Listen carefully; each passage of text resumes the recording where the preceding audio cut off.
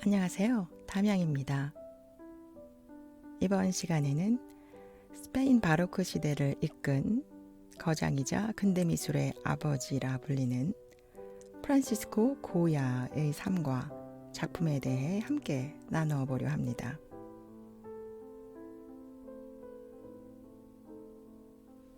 (1746년 3월 30일) 스페인의 한적한 시골 마을 푸엔데토토스, 바람이 강하게 불어오는 아라곤 고원에 자리한 이 마을은 돌집과 먼지길 그리고 평범한 농부들의 삶으로 이루어진 곳이었습니다. 바로 이곳에서 훗날 스페인의 가장 위대한 화가가 될 아이 프란시스코 호세 데 고야 이 루시에스가 태어납니다. 고야의 아버지 호세 베네디토 데 고야는 금박 장식을 하는 장인이었습니다. 화려한 제단이나 귀족의 가구, 성당 내부 장식에 얇은 금박을 입히는 일을 그의 생업으로 하고 있었죠.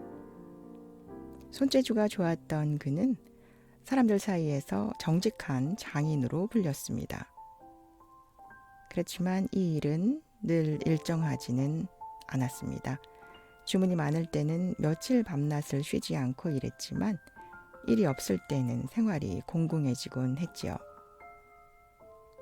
그는 기술자답게 늘 꼼꼼하고 완벽을 추구했습니다. 금박을 고르게 입히지 못하면 다시 벗겨내고 처음부터 다시 하는 그의 모습은 어린 고야에게 작품은 진지한 태도에서 나온다는 교훈을 심어주었습니다. 고야의 어머니 그라시아 루시에스는 농부 집안 출신으로 신앙심이 깊고 성실한 여인이었습니다. 그녀는 늘 성모 마리아 앞에서 촛불을 켜며 자녀들의 건강과 미래를 기도했습니다. 어머니는 화려한 꿈을 가진 사람이 아니었지만 아이들에게 늘 정직, 겸손, 그리고 신앙을 강조했습니다. 고야는 집안의 넷째 아이였습니다. 형제들과 함께 뛰놀며 자랐는데 어릴 때부터 성격이 유난히 불같고 고집이 세며 대담했습니다. 위험을 두려워하지 않았죠.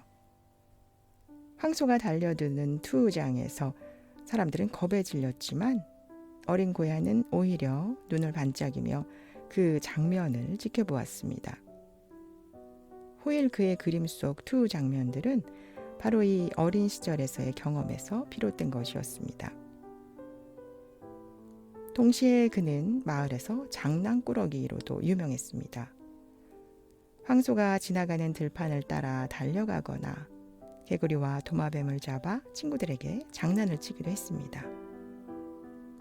싸움이 나면 물러서지 않았고 오히려 자신이 옳다고 생각하면 끝까지 주장을 했습니다. 이런 성격 때문에 어른들에게 꾸중도 자주 들었지요. 하지만 고야는 그 꾸중조차 억울해하며 고개를 빳빳이 들고 집으로 돌아오곤 했습니다. 또한 그는 상상력이 매우 풍부한 아이였습니다. 시골의 어두운 밤, 늑대 울음소리가 들리면 그는 친구들에게 괴물 이야기를 지어내며 겁을 주곤 했습니다. 어떤 날은 이상한 괴물 얼굴을 그려 보여주며 장난을 치기도 했죠. 이 어린 시절의 상상력이 훗날 그의 기괴한 판화 연작 로스 카프리초스 같은 작품 속에 살아 숨쉬게 됩니다. 그러나 고야는 단순한 괴짜가 아니었습니다. 그는 늘 세상을 자기 방식으로 해석했습니다. 왜 꼭 이렇게 해야 하나? 라는 의문을 자주 가졌죠. 나중에 화가의 길을 걷기 시작하면서도 스승의 가르침을 무조건 따르기보다 자신만의 해석을 고집했습니다. 어린 시절부터 이미 자기의 눈으로 세상을 보고자 했던 아이였습니다.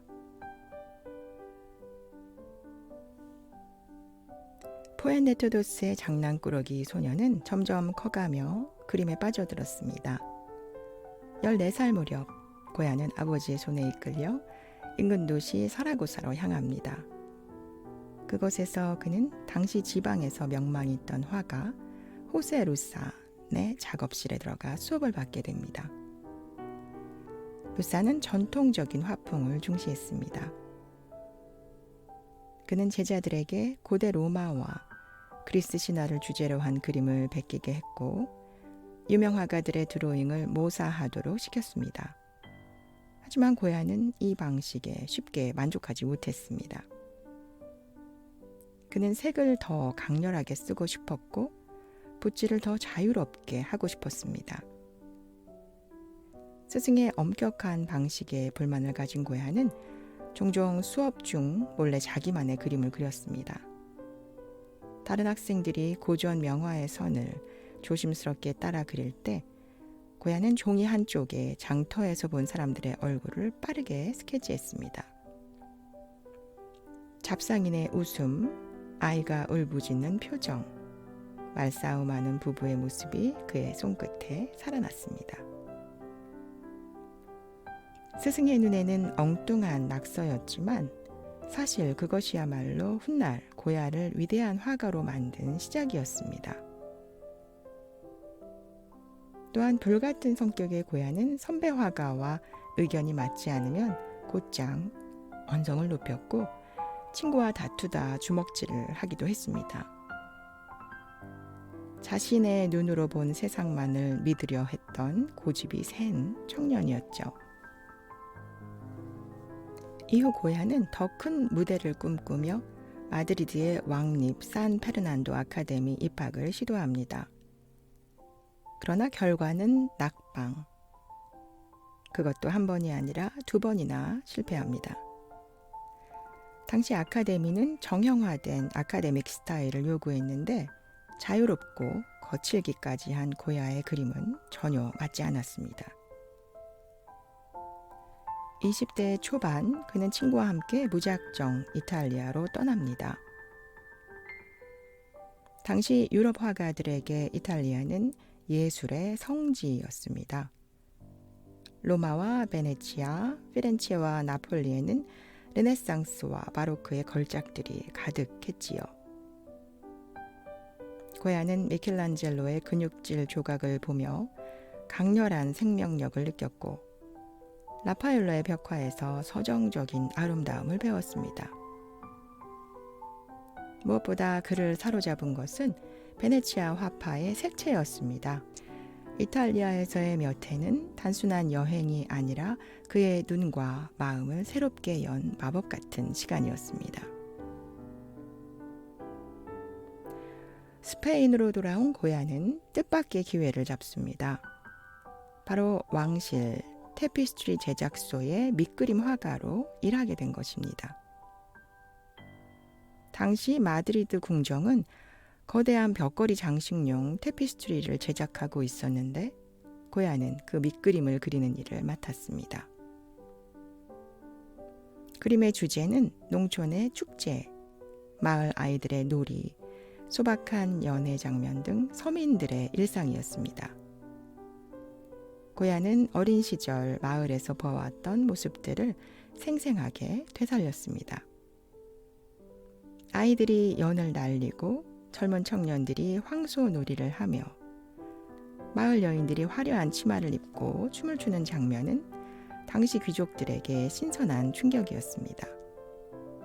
왜냐하면 귀족들은 화려한 궁정생활 속에서 오히려 순수한 민중의 삶을 동경했기 때문입니다. 고야의 그림은 그들의 취향을 정확히 간파했고 곧 그는 왕실의 눈에 들게 됩니다. 1786년 고야는 드디어 왕실 초상 화가가 됩니다.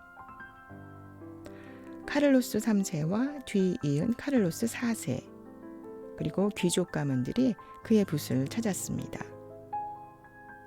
그러나 그의 초상화는 다른 궁정 화가들과는 달랐습니다. 대부분의 화가는 모델을 아름답게 꾸며주고 권위를 강조했지만 고야는 그렇지 않았습니다. 그는 그 사람이 가진 성격과 결점을 그대로 담아냈습니다. 때문에 어떤 귀족은 그림을 보고 불편해하기도 했습니다. 내 눈가의 주름을 왜 저렇게 진하게 그렸나? 불평하는 이도 있었죠. 그러나 동시에 많은 이들은 그의 솔직한 붓질에 감탄했습니다. 이 시기의 고야는 사교적이고 매력적인 인물로도 유명했습니다. 술자리에서 유머를 던지며 사람들을 웃겼고 음악과 춤을 즐기기도 했습니다. 하지만 그는 늘 관찰자로 남았습니다. 웃음 속에 감춰진 야망, 화려한 옷 속에 숨어있는 불안들을 놓치지 않았습니다. 1792년 고야의 인생을 뒤흔드는 사건이 찾아옵니다. 원인을 정확히 알 수 없는 병에 걸린 그는 갑작스럽게 청력을 완전히 잃어버립니다. 35, 인생의 절정기에 그는 세상의 소리를 더 이상 들을 수 없게 되었습니다. 청력을 잃은 뒤 고야는 완전히 달라졌습니다. 이전에는 사교적이고 유머러스한 사람이었지만 이제는 더욱 내성적이고 격정적인 성격으로 바뀌었습니다. 그러나 놀라운 것은 그의 그림은 한층 더 강렬하고 집요해졌다는 사실입니다. 그는 사회의 어두운 면을 더욱 날카롭게 포착하기 시작했습니다. 스페인의 미신, 종교재판, 귀족들의 위선, 민중들의 고통, 이런 것들이 그의 그림 속에 모습을 드러냈습니다. 대표작 로스 카프리초스 판화 연작은 당시 사회를 신랄하게 풍자했습니다. 이성이 잠들면 괴물이 깨어난다 라는 문구와 함께 인간의 어리석음과 탐욕을 괴기한 형상으로 그려냈습니다. 고야는 소리를 잃었지만 대신 세상을 더 깊고 냉정한 눈으로 보기 시작한 것입니다. 1808년 스페인은 프랑스 황제 나폴레옹의 군대에 점령당했습니다. 당시 스페인 사람들은 자유와 독립을 지키기 위해 저항했지만 전쟁은 상상을 초월할 만큼 잔인했습니다. 민간인 학살, 굶주림, 약탈, 영웅적 장면보다 훨씬 끔찍한 현실이 벌어진 것이죠. 고야는 이때 마드리드 궁정화가로 있었지만 직접 전장을 목격하거나 소식을 전해들으며 깊은 충격을 받았습니다. 그리고 자신이 본 전쟁의 진실을 세상에 남기기로 결심했죠. 그 결과 1810년부터 1820년까지 82점의 판화 시리즈를 제작했습니다. 제목은 직설적으로 전쟁의 참화, 말 그대로 전쟁이 가져온 모든 끔찍한 일을 담은 작품입니다. 전쟁의 참화는 영웅이나 전투 장면이 거의 없습니다. 무고한 민간인이 처형되는 장면, 굶주린 사람들이 길바닥에서 쓰러져 있는 모습, 여성이 병사에게 폭행당하는 참혹한 순간. 예를 들어 한 작품에는 군인들이 민간인을 나무에 거꾸로 매달아 놓은 장면이 나오는데 제목이 이것이 반드시 해야 할 일인가? 라고 적혀 있습니다. 고야가 보는 전쟁은 정당한 싸움이 아니라 무의미한 폭력과 고통이었습니다. 또 다른 판화의 제목은 나는 그것을 보았다입니다. 이 말은 마치 고야 자신이 직접 증언하는 것 같습니다. 이건 내가 꾸며낸 게 아니야. 내가 눈으로 본 현실이야 라고 말하는 듯하죠. 이 판화 연작은 고야의 생전에는 발표되지 못했습니다. 당시 권력자들이 보기에는 너무 불편하고 위험한 그림이었거든요. 결국 고야가 세상을 떠난 뒤 한참 뒤에야 세상에 공개되었습니다. 전쟁의 참화는 단순한 기록을 넘어 전쟁의 참혹함을 고발하는 최초의 미술 작품 중 하나로 평가받습니다. 오늘날에도 이 작품을 보면 200년 전 이야기가 아니라 지금 일어나고 있는 전쟁 같다는 생각이 듭니다.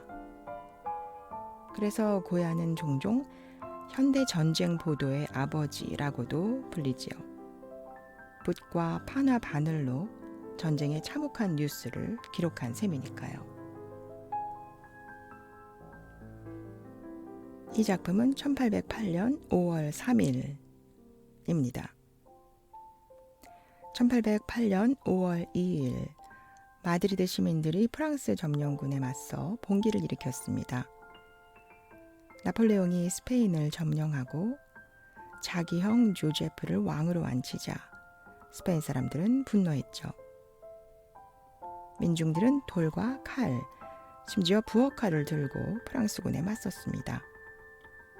그러나 잘 무장한 프랑스군 앞에서 시민들은 학살당했습니다. 다음 날 5월 3일 새벽, 프랑스군은 봉기에 가담한 마드리드 사람 수백 명을 붙잡아 총살했습니다. 총구 앞에 선 민중들, 공포에 질린 얼굴들, 고야는 바로 이 참혹한 장면을 그림으로 남깁니다. 스페인 민중의 저항과 희생을 영원히 기록한 역사적 증언이었습니다. 그림을 가만히 들여다보면 두 개의 세계가 갈라져 있습니다.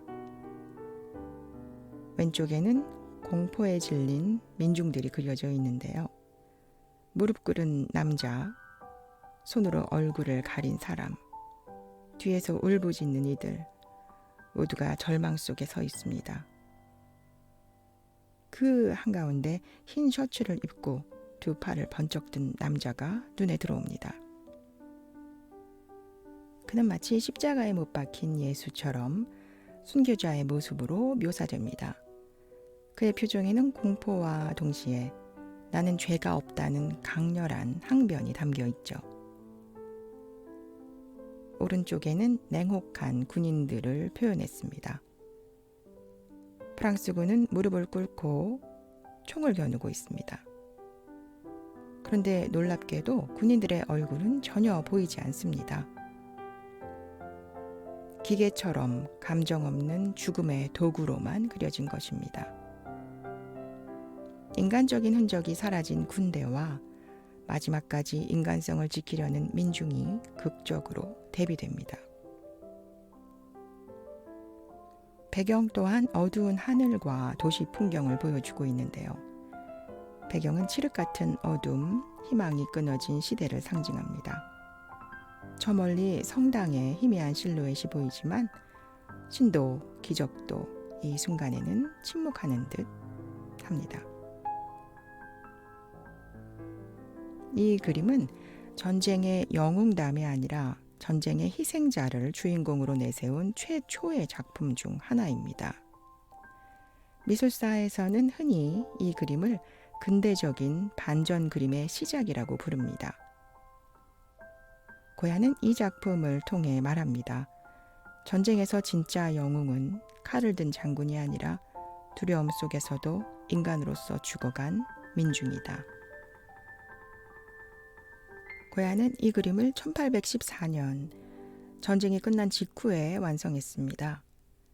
스페인 왕실이 그에게 우리 민족의 영웅적인 순간을 그려달라고 주문했는데 고야는 영웅 장군 대신 무명 민중을 선택했습니다.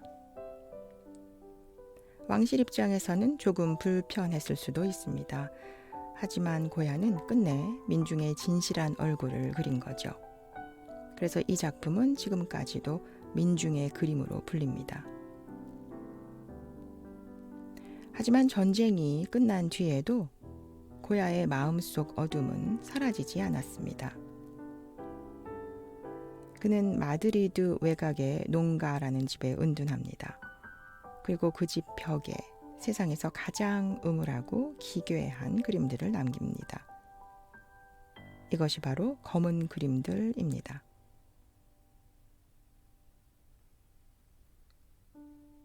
사투르누스. 1819년 고야는 이미 70대 노인이었습니다. 그는 한때 왕실의 총애를 받던 궁정 화가였지만 이제는 정치적 혼란과 전쟁, 종교 재판, 귀족 사회의 위선에 환멸을 느끼고 있었습니다. 무엇보다 그는 청력을 잃고 친구들과 멀어지고 마음속 깊은 우울과 두려움 속에 살았습니다. 그는 그 집에 운둔하며 벽에 직접 누구에게도 보여주려는 의도도 없이 자신이 느낀 공포와 악몽을 쏟아내듯 그림을 그려 넣었습니다. 그중 가장 강렬하고 끔찍한 그림이 바로 사투르누스입니다. 그림을 보면 어둠 속에서 미친 듯한 눈빛을 한 거대한 노인이 등장합니다. 그는 양팔로 사람의 몸을 움켜쥐고 그 살점을 뜯어 먹고 있습니다. 사투르누스, 크로노스라고도 합니다. 로마 신화 속의 신으로 자신의 아들이 자신을 무너뜨릴 것이라는 예언을 듣고 아들이 태어날 때마다 삼켜버린 인물입니다. 결국 막내 아들인 제우스가 살아남아 아버지를 무찌르게 되죠. 고야는 이 신화를 바탕으로 부성애가 사라진 광기의 아버지를 그린 겁니다. 사투르누스의 눈은 커다랗게 부릅떠져 있습니다. 그 눈에는 후회도 죄책감도 없습니다. 오직 공포와 집착, 그리고 미친 듯한 배고픔만 남아 있습니다. 보는 사람은 등골이 오싹해지지요. 사투르누스의 소나기에 붙잡힌 아들의 몸은 이미 팔과 머리가 잘려나가 있습니다. 하얀 살점은 칠흑 같은 어둠과 극적인 대비를 이루며 잔혹함을 극대화합니다. 이것은 단순한 신화의 장면을 넘어 인간이 가진 파괴적 본능을 상징하는 듯 보입니다. 고야는 왜 이렇게 끔찍한 그림을 그렸을까요? 세 가지 해석들을 합니다. 첫 번째는 정치적 은유라는 해석인데요. 당시 스페인 왕정은 독재와 탄압으로 국민을 억눌렀습니다. 고야는 백성을 집어삼키는 권력을 신화에 빗대 표현했을 수도 있습니다. 두 번째 해석은 죽음과 시간에 대한 공포라고 합니다. 사투르누스, 크로노스는 시간을 상징합니다. 젊음을 삼키고 모든 것을 파괴하는 세월의 힘을 고야는 직시한 것이라고 합니다. 세 번째는 개인적인 악몽을 그렸다고도 하는데요. 청력을 잃고 외로운 노년을 보내던 고야 자신이 느낀 죽음에 대한 공포와 광기가 투영된 그림이라고 합니다. 나중에 그의 집이 매각되면서 벽에 있던 그림들이 캔버스로 옮겨져 오늘날까지 전해졌습니다.